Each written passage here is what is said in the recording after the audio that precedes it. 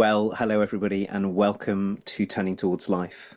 This is Lizzie and Justin from Thirdspace, and we're having a little bit of hysterics here as we're beginning. And it's been so good, Lizzie, to sit with you and just prepare for this week. And it's very good to be with all of you. Thank you for those of you who are joining us whenever, wherever you are. And we know that people are all over the world and all through time as well. Who knows when you might be listening to this? So you're so welcome to be with us.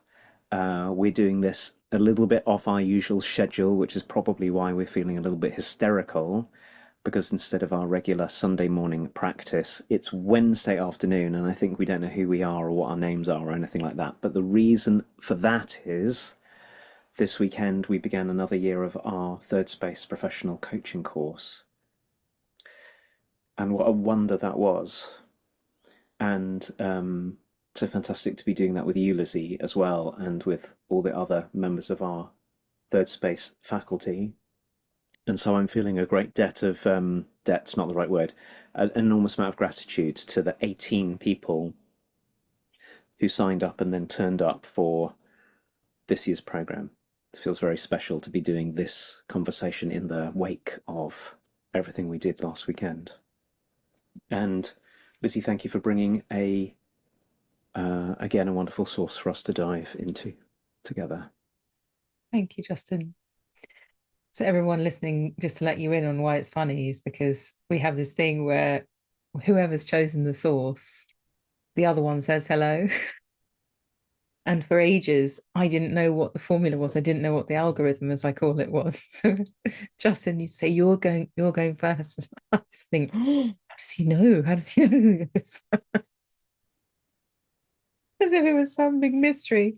And it's just making me laugh that it's just whoever chooses the thing doesn't say hello. It's very deep, Lizzie. It's so deep. The reasoning Very is so deep. deep, and it's also very intellectual and very hard to grasp, clearly, for Yeah, me. very complicated.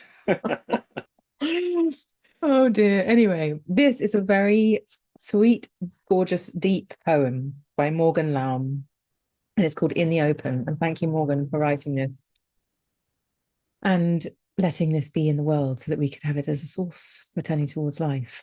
So it's called In the Open.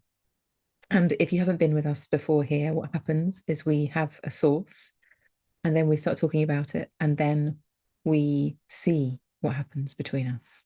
So here we go, live and unrehearsed as usual, Justin. We don't know what's going to happen, and we have faith in each other and that we're going to have coherence between us somehow. So here we go, In the Open. No matter the strength of shyness, no matter how tempting it is to keep myself a secret. Oh, how comfort's infestation spreads while it urges me to do nothing. There is no room to hide. In a world I'm made for, out in the open, there is no room to hide. I'm supposed to be loved out in the open. Lizzie. This is In the Open by Morgan Lamb. No matter the strength of shyness, no matter how tempting it is to keep myself a secret, oh, how comfort's infestation spreads whilst it urges me to do nothing. There is no room to hide. In a world I am made for, out in the open, there is no room to hide. I am supposed to be loved out in the open.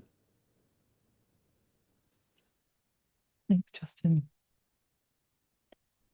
So, Justin, this source spoke to me because it feels to me like it's speaking of this dance when something is calling to us and it calls on us to be more visible, or it calls on us to be more central or in the spotlight somehow. And how lots of things, lots of parts come to protect us from not doing that, or from doing that.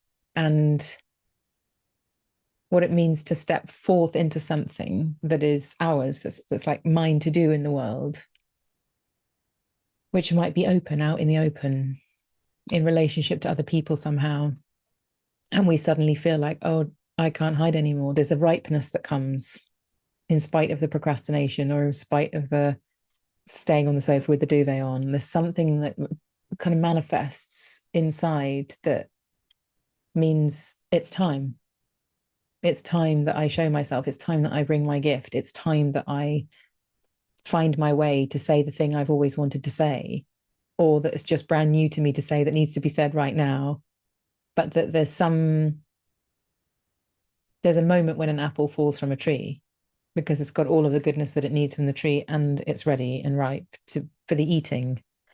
And I feel like this poem really speaks of that and how many of us need something to speak to that, to acknowledge the moment and to take that step in the context of the ripeness that's now here, to do the thing that's mine to do, or to make the move that's mine to make, or to speak the words that are mine to speak, and to actually have it be real in the world rather than only on the inside of me as a possibility.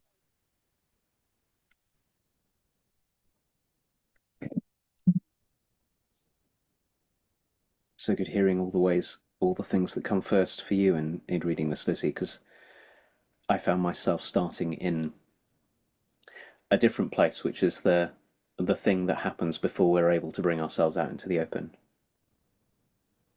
And I was talking, in fact, just this morning to someone, and we were exploring together the path of our hiding. Mm. And I think one of the things that we were talking about is something actually we were talking about over this last weekend on the start of the program, Lizzie, was the way in which we're born as pure heart. I think we're born as pure openness, actually, would be the way of saying that babies are pure openness. And then we meet the world and we find out that our openness inevitably, and I don't mean this as judgment of anything or anyone, inevitably that not all of our openness has a place. That there almost certainly will not be people who can welcome all of our openness with all of the openness it takes to welcome our openness, because they have had to put away some of their openness previously, because that's how it goes. And how early it is that we start to imagine the opposite of Morgan's poem. We were talking about being together, we were talking about being 3 and then being 7 and having sort of a sense of, oh, in the place where I grew, this, and this, and this wasn't welcome, and I had to put it away and then create a kind of cover story for it in order to belong. It was very clear that this, and that it's not just the putting it away part. We also then make a cover story to cover what we've put away, and then what we've put away, because it hurts us so much to cut parts of ourselves off, we then bury the shame and the wounded feeling of putting away the very thing that we put away, and then we have to live maybe for 50 years keeping the story going, and then we start, maybe it happens after 5 years or 10 years, but it could be 50 years, we start to feel the call of Morgan's words, which is, I find this so moving, I'm supposed to be loved out in the open. It really struck me that because of the ways that we have to put so much of ourselves away, and because we get so little help bringing it back into the open, we do make the mistake, many of us, to imagine that the only way to get loved is to be loved in hiding. In other words, to be loved because I'm hiding this, and this, and this, and this, and you'll only love me, Lizzie, if I bring you this bit and the cover story that keeps it going, but I can't be loved if I bring this bit, this bit, this bit, and this bit. And then Morgan comes and sort of smashes it all to pieces and says, actually, there's no room to hide. Mm. And you and I have talked about this before, that turns out that pretty much everything that we are hiding is in one way in plain view, often in shadowy ways, because we're hiding it, but it's often very visible to other people. And then we're supposed to be loved. It is good to be loved. It is possible to be loved given the right conditions. It is, what's the word? our heritage if we can find a way to be loved out in the open for the whole thing, the whole wide open hearts, pure heart that we were when we came in. Mm. So that's my beginning. Mm. So Justin, I'm kind of marrying up the moment of readiness with all of the things that might get in the way in the readiness moment as well. Like the stuff you're talking about, for me, where my mind goes is, oh, I'm ready to release this into the world, or this part of me. I'm ready to admit that I am this, or I'm ready to say that these are my words.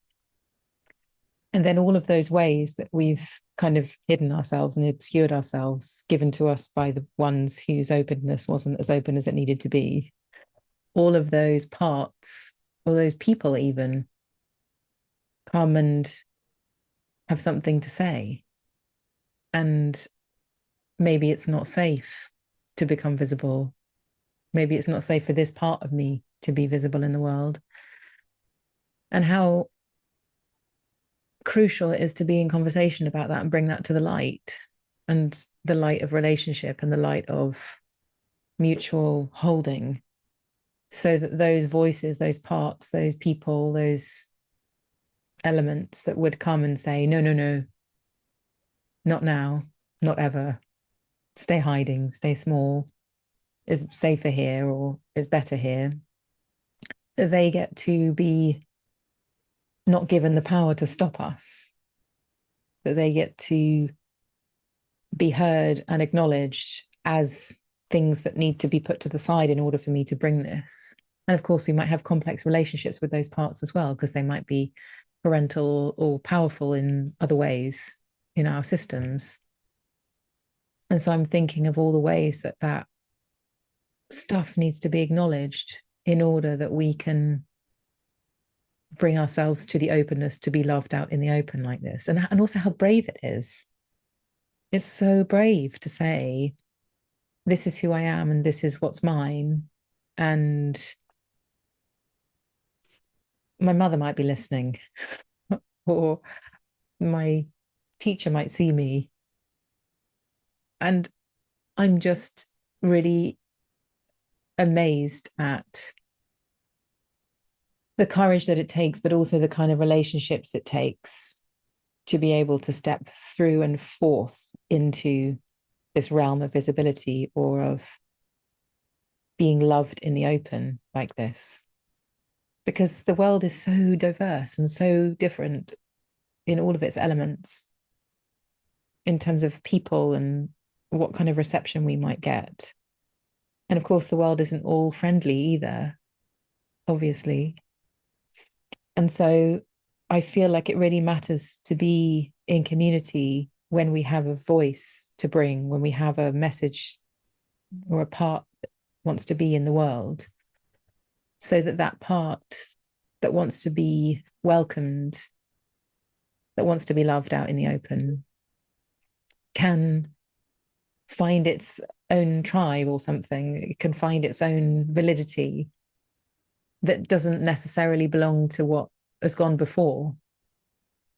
So I'm feeling really curious about those ideas that we have, those things we want to do, those parts of us that we want to publish in the world, as it were, and what kind of nurturing and support that they need in order to be able to flourish and to be there and to be loved and to find the ones that love them.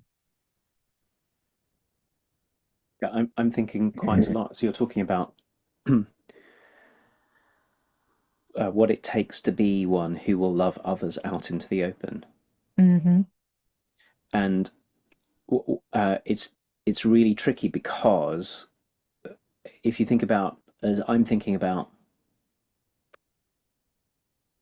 romantic partners, friends, colleagues, even, that very often where we start off, when we're caught in the pattern that I was talking about before, where we've necessarily put stuff away and we're carrying the hurt and shame of our own exiling parts of ourselves and then keeping up a cover story, we very often seek out people who will somehow either reinforce or compensate for that very act of exiling, and often not in straightforward ways. Like I might become your friend, Lizzie, because I can see that you'll carry on the pattern that I've learned to do well. You know, I go, well, you'll be my friend because I keep my emotions in check. Mm. But I may also seek you out because I'm desperate for you to be the opposite. But I haven't acknowledged yet that that's what's going on for me, and you won't know because I haven't spoken to you about it. So we can get caught in those, and because you'll have your own thing, probably the people I find, I'll mesh with the patterns in some way that other people have, which is their own version of it. So we're all like interlocking with one another. Mm-hmm. It's such an act of kindness when we are in relationship with somebody else to find it in ourselves to say, I'm here even when you bring that which you imagine I don't want in you. Mm-hmm. Yeah. And in order to do that, we also have to be doing the work ourselves, which means having other people often who can help us do so. It's a big chain. Mm-hmm.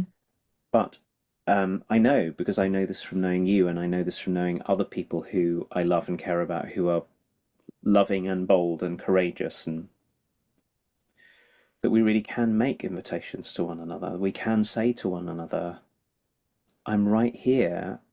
I'll be right here when you're angry with me. Mm-hmm. I'll be right here when we disagree. I'll be right here when you feel sad.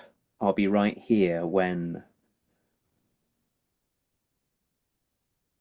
And it's really important to do that because so much of the time, this dance of hiddenness is going on underneath the level of language. We don't even know. I don't even know that I'm hiding from you what I think I'm hiding from you, and that I feel like I want to be around you because you keep the pattern going, or maybe because I feel like I can feel the possibility that I might be able to unhide myself with you. The more you can tell me, the more you can make it explicit that you're some, or I'll put it on me, the more I can make it explicit that I will welcome you, Lizzie, when you disagree with me, the more freedom we afford one another. Mm. Mm. But the and I really, as we're talking, I'm really feeling really moved by Morgan's words that we're supposed to be loved out in the open. Mm. We really are supposed to. It's like our heritage is to be Mm. loved. And I wonder if I might put a word in here to say that we're supposed to be loved back out into the open. The part of our job with one another, if we actually love and care for one another, is to be the ones who seek out the goodness, the basic aliveness that's been hidden away in others, and make ourselves affordances for it, make ourselves Yeah. welcomes for it. Because how much the better the world is, Lizzie, not just for me, but when you can bring your courage and your truthfulness and your sensitivity and your creativity and your I could go on, when all of that has a home. Mm. Because I'm playing my part in making a home. It's not just down to you. Mm.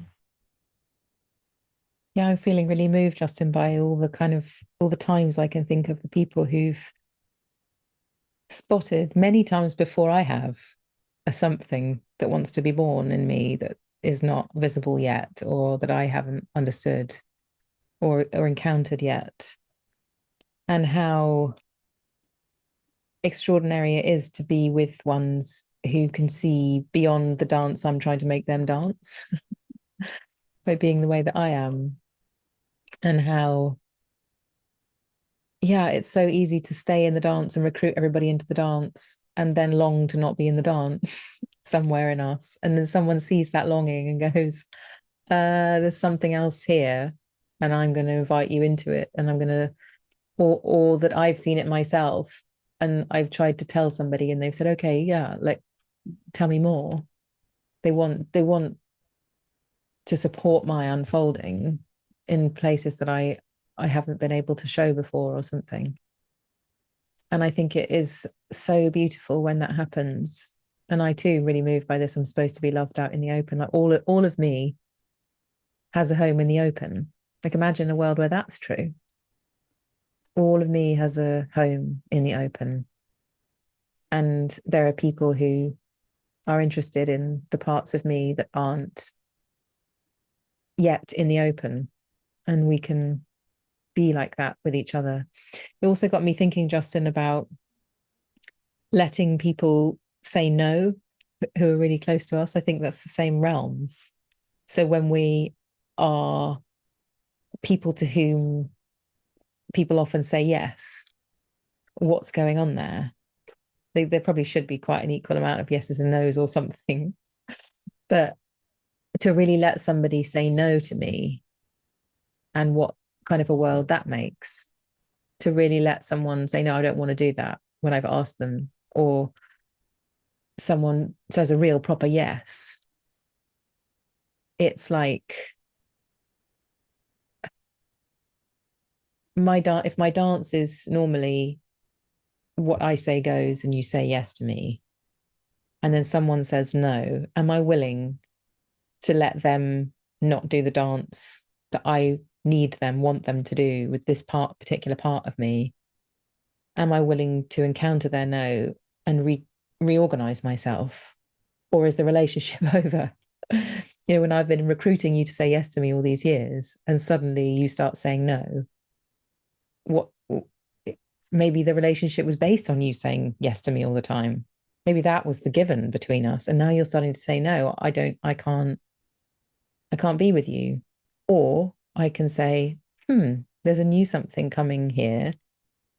I wonder what this is. I wonder what kind of relationship this makes if I let you do a different dance than we've always done together. And then I let me become someone to whom you've said no, and I'm still here with you.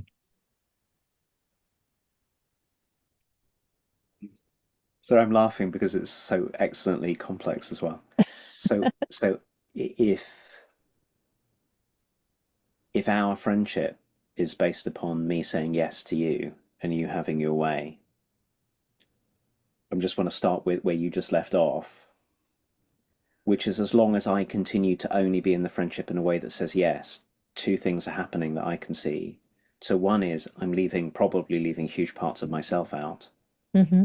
All the parts of me that do actually want to say no to the thing you want. I've got my own heart and my own mind and my. So first of all, I'm not. You're not loving me out in the open, and I'm not letting you love me out in the open. But equally, to the extent that I continue, I'm actually doing the same to you because I'm playing along with your version of you can only be my friend, you can only be in the world if things go your way and you get a yes. So what about all the parts of you that would be present if I said no, and then we had to work out how to be in a relationship together? It goes both ways. So as long as we're locked in the thing. But the other thing that it really struck me from something you said, and I don't remember exactly the words you used a minute ago, which is that what's so extraordinary about this is that very often when we set up a dynamic like the one that you've just described, and probably with a bit of reflection, we could all find those dynamics in many, many relationships. And those archetypes may have been set up in our family of origin, for example. So we've got sort of long history with them. We often create conditions for ourselves by doing that, where we start to feel how much it costs us to do that. Mm. Like, and then we resent this very circumstance that we've made. Mm. So if I just flip it round and I speak as the one who's in control, who wants you to do what I want, for a while that might feel excellent, like the world revolves around me. But after a while, I'm probably going to resent you and myself for this whole dynamic, which starts to feel shallow and brittle and Mm. predictable and repetitive and whatever. And we don't realize that our resentment, that sort of sense of something's being done to me, actually has a huge part in something I'm doing that would start to be resolved if I were willing to love myself out into the open too, Mm. to be more transparent with you and to be more flexible with you. That's not just for you, it's also for me. And Mm-hmm. one of the things it does, one of the things I think that those kind of feelings of resentment and stuckness show us is that in some ways, because we're not loving ourselves and other people out into the open, we can feel that the aliveness that would otherwise flow through us is being throttled in some way. It's being constrained. And we live with that for so long and we start to feel the shallowness of it. And actually, we can go on for years like that Yeah. because we're afraid of, um, boy, is the cost high. Mm. Yeah. Well, it's so amazing, isn't it, how strong these patterns can be as well, Justin? Like how attached we are to things, relationships being particular ways, and how defensive we can get, how closed we can be to different ways, how judgmental. I know, like, all the ways I'm, when things call to be different, there's so many parts that need attending to that go, no, no, no, no, no, that can't work, because essentially I'm afraid, and this is going to get out of control, and then everything becomes uncertain and unpinnable downable. So how am I going to manage this?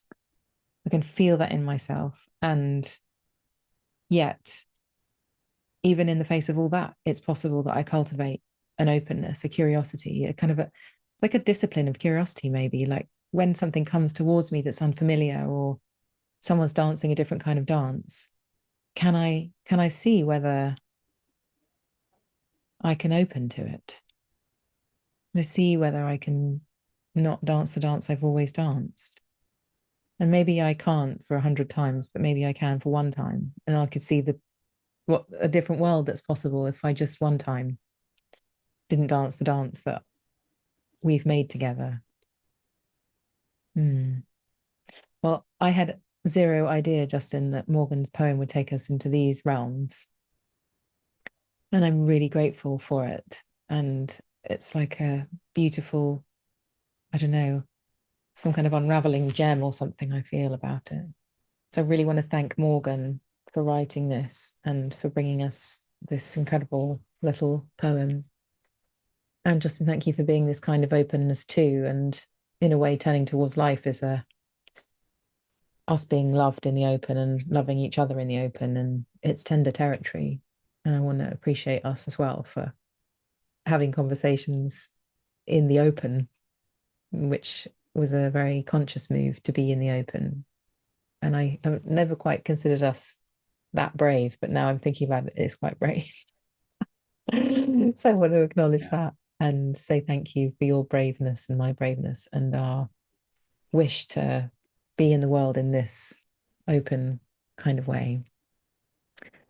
So thank you everybody for being with us.